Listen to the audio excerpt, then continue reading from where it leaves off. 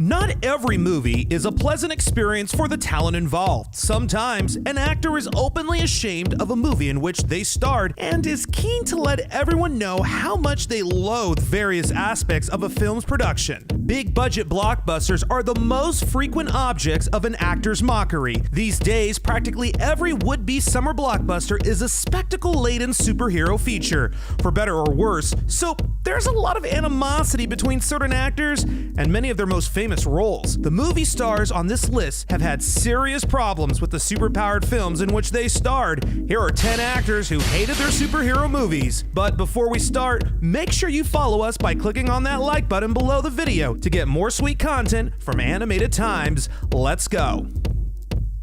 At number 10, George Clooney in Batman and Robin. What more needs to be said about the 1997's Batman and Robin that hasn't been said a million times already on snarky internet websites like this one? You know your movie is a piece of garbage when its saving grace is the camp-tastic acting prowess of Arnold Schwarzenegger. This movie completely derailed the career of the talented Joel Schumacher, who I actually personally like. You know, he did those movies like Falling Down the Lost Boys. Anyways, who was notably unhappy with the way the film was being handled by the executives at Warner Brothers and was powerless to salvage anything worth watching from what he referred to as a toy commercial. Somehow, star George Clooney was able to become a certifiable A-list star, despite Batman and Robin dropping at such a crucial point during his rise to international stardom. Perhaps B&R was a crucible, a baptism by fire that solidified Clooney's status as a serious movie star who could survive anything. Of the role that could have killed his career, the former ER actor said that the film was a waste of money and that, quote,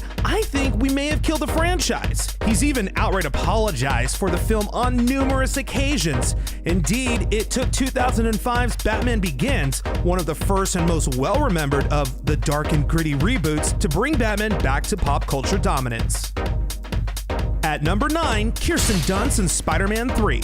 Now, Kirsten Dunst wasn't too keen to remember for a third adventure as Mary Jane Watson in Sam Raimi's groundbreaking Spider-Man series, at least not without more control over her character's arc. Sick of being reduced to a damsel in distress by the end of the previous two films, it was decided that Bryce Dallas Howard's Gwen Stacy would instead serve the role during the finale, while Mary Jane would be the one to confront Harry Osborn, played by James Franco, and convince him to provide aid during the final showdown. Now, unfortunately, studio executives demanded that Mary Jane be the one in peril, and execs always get what they want, regardless of promises made or the effect it could have on the finished movie. Sam Raimi has said that telling Kirsten Dunst that everything he promised her would be undone was one of the most difficult things he had ever done on a movie. Dunst delivers a great performance in the hugely polarizing Spider-Man 3, but it's a shame that one of her most dramatic scenes had to be completely removed from the film in favor of being forced to be a woman in peril.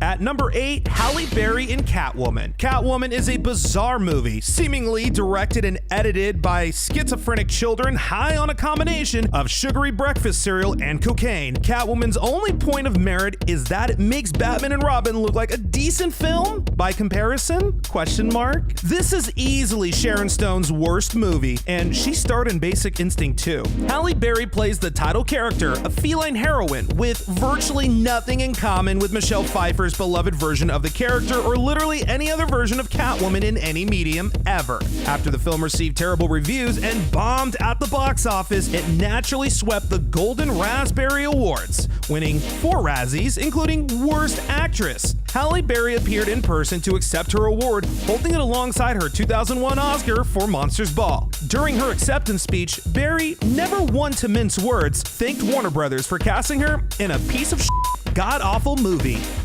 Up next, Andrew Garfield in The Amazing Spider-Man 2.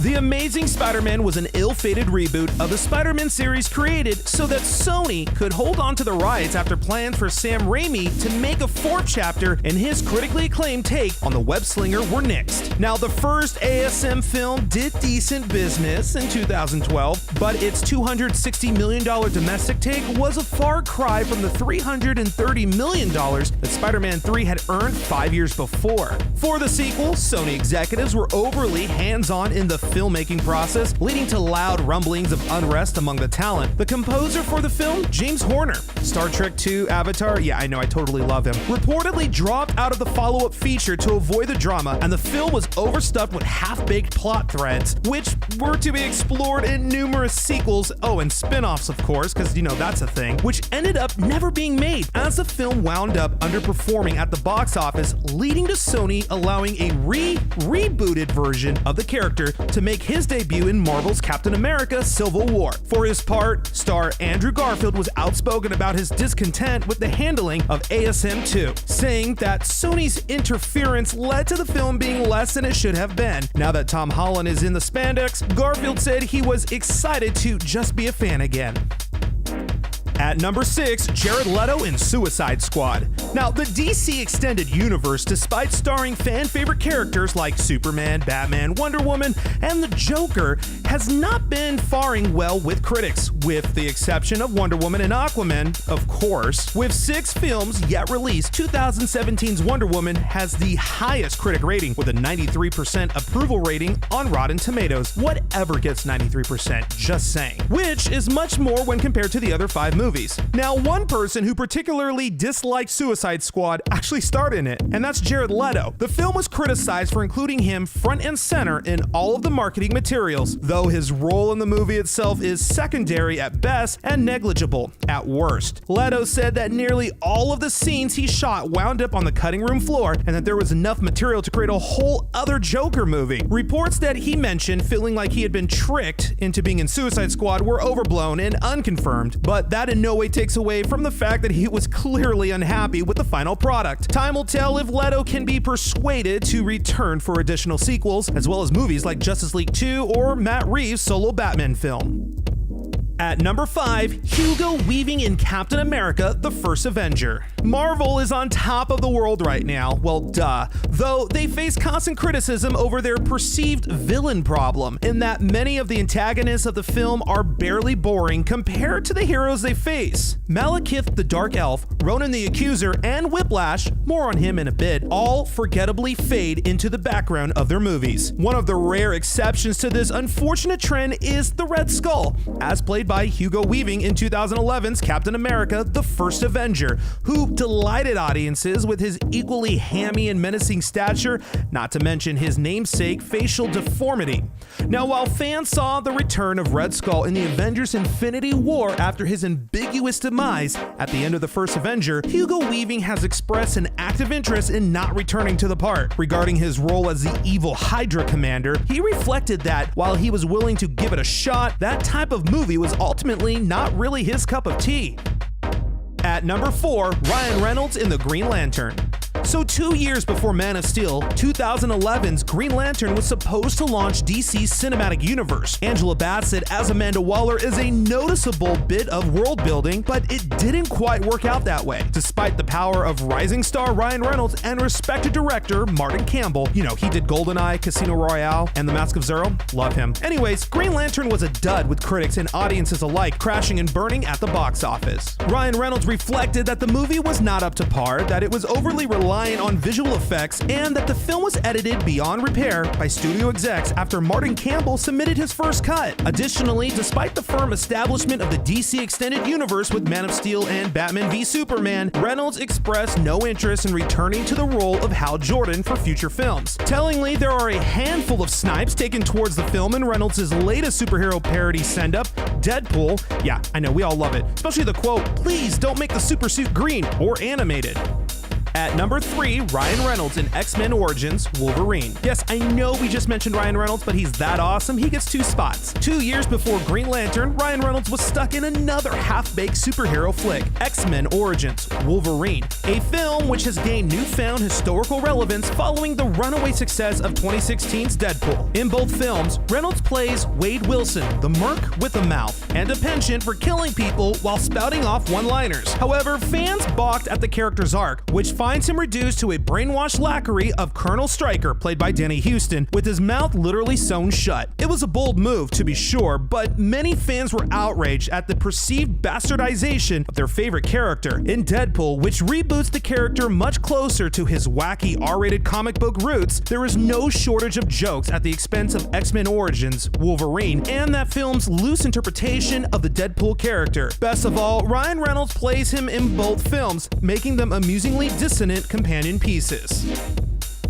At number 2, Christian Bale in the Dark Knight Trilogy. Nobody hates Batman Begins or The Dark Knight, though The Dark Knight Rises has its fair share of detractors. However, one person who felt that the movies were not all they could have been is none other than Christian Bale, who played Batman/Bruce Wayne in the acclaimed trilogy. Now, Bale isn't exactly fuming with hatred over the films, but rather, he simply feels like he could have done better. He had wanted to explore the deep inner psychology of a seriously messed up mind, but had to stay within more heroic confines. Bale blamed Heath Ledger's version of the Joker, whose overt mental dysfunction pushed Batman more towards the valiant end of the spectrum. Indeed, Christian Bale's version of the Caped Crusader, while certainly disturbed, lacks the legitimate psychosis of Michael Keaton's take on the character. As beloved as Nolan's Batman trilogy may be, it would have been interesting to see where Bale could have taken the character had villains like Joker and Bane not completely stolen the show.